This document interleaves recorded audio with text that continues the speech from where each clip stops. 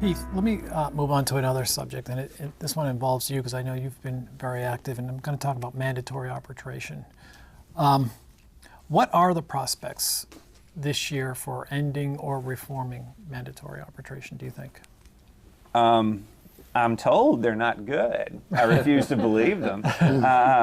But you know, it was something you mentioned a minute ago when you talked about the average size of an IRA account, and you said it was $27,000, right? Okay, if that account holder is subject to some malfeasance by his broker dealer, or let's just stick with broker dealer, what are his reasonable remedies?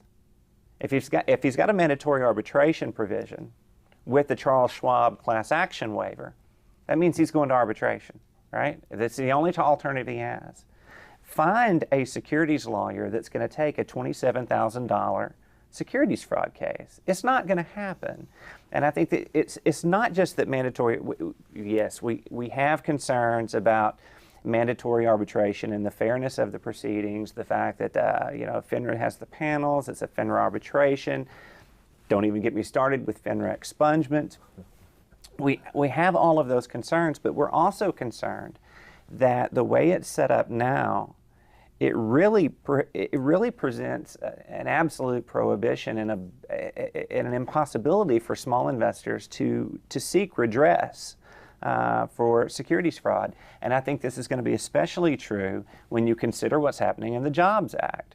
The only way we're going to facilitate the Jobs Act, investments in the Jobs Act, and hopefully new jobs is if the money comes in. Well, no one's going to invest $2,000 in a crowdfunding offering. No one's going to invest $50,000 or $100,000 in a 506 offering if at the end of the day they know they can't sue to get their money back if the broker-dealer lied to them. So outside of the fairness issues, outside of the fact that I think it really cuts off an avenue of redress for small investors, I think we're shooting ourselves in the foot on what we want to do with the Jobs Act, because those investors are also going to be denied the right to recover. And unless this is fixed, the Jobs Act's never going to work. Right. Ira, what do you think about mandatory arbitration? Ira agrees. Yeah, I was going to say, no surprise that I don't agree with everything Heath just laid out. First of all, the arbitration system that we have today is a fair system. It is one where customers who have small claims can go and have those claims resolved. I mean, a customer can literally fill out in handwriting a piece of paper and submit, and even in that $27,000 account, have their so-called day in court. Where if it was real court, there's no way that anyone would be able to pursue that sort of a case. So the arbitration system has been scrutinized every which way, has been modified, improved.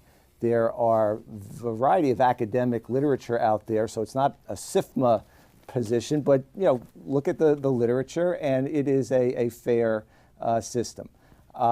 Brokers are compelled to arbitrate. There's a FINRA rule that says we must arbitrate. Pre-dispute is where you should have an approach laid out as to if there is a problem, which way will it be resolved. Now, the Supreme Court said in the McMahon case and other cases that having a mandatory arbitration provision in the contract is an appropriate way forward. And that's the way it's been. I think to do away with that and let customers decide either before the dispute or after the dispute will just whittle away the effectiveness of the system and the infrastructure surrounding the arbitration system. Well, I think that. I'm sorry, Heath. Let me just just another perspective on this, not necessarily different. We've been hearing from our members, again, who are independent broker-dealers and independent financial advisors for at least the last year now, growing concern and maybe I can use the word disenchantment with the arbitration system. Believe in the concept, but the reality they're experiencing is it's becoming more unpredictable, more costly. They understand that we want to make sure it's a fair forum, but what we've had in the last year is an attempt to move industry participants off of arbitration panels, and our view is that's short-sighted because industry participants bring a perspective on how things really work, and I think add to the fairness of the proceeding for investors. We're seeing panels inconsistent on application of statutes of limitations, inconsistent on rules regarding discovery and evidence, and this, I can't say this is widespread, but we've identified some number of supposedly, what's the right word I'm looking for, impartial arbitrators who are actually deriving 100% of their income from suing broker-dealers and advisors, and yet they're getting named as panelists on arbitration panels. And so we're working, again, this is one of the areas where we're engaged with FINRA. We've created a member task force focused on this issue, pulling from experts in and outside of our membership, going to be engaged directly with FINRA. We've already started conversations with state regulators as well about it, and hopefully be able to bring forward some solutions, because it's got to work for small investors because of the dynamic that Ira cited, that the court system is just too high a barrier, too costly. But it's also got to work for industry participants as well, and I think we're going to work towards that solution. Okay. Heath, you want to make a final point on this? You know, I think it's extremely short-sighted to assume that the $27,000 client feels safe and comfortable to initiate an arbitration act on his own when he's going to get faced down by the attorneys representing a broker-dealer firm. And to think that that's actually a fair forum I think is absolutely wrong. Dealing with what you mentioned about the industry participants and adding fairness to the procedure, I absolutely disagree. Industry participants means they were there as employees of the industry. They understand how things worked in the shop. I don't want a broker deciding my arbitration matter. I want a judge deciding my arbitration matter. And the panel inconsistencies that you talked about is because the way this arbitration is set up, arbitrators aren't allowed to research the law. They're not allowed to take a look at what the law is. These aren't judges.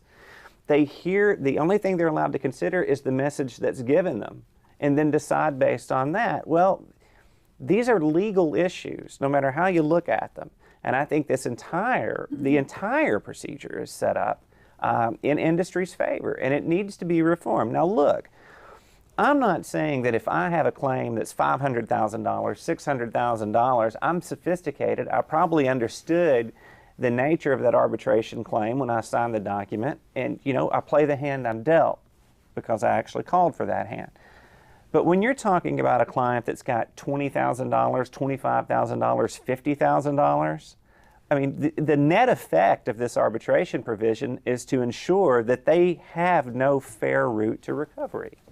For all of those reasons, and I'm right. We'll let you have the last word on that section, Heath. We'll acknowledge your passion. Right, we heard it. This was not the first.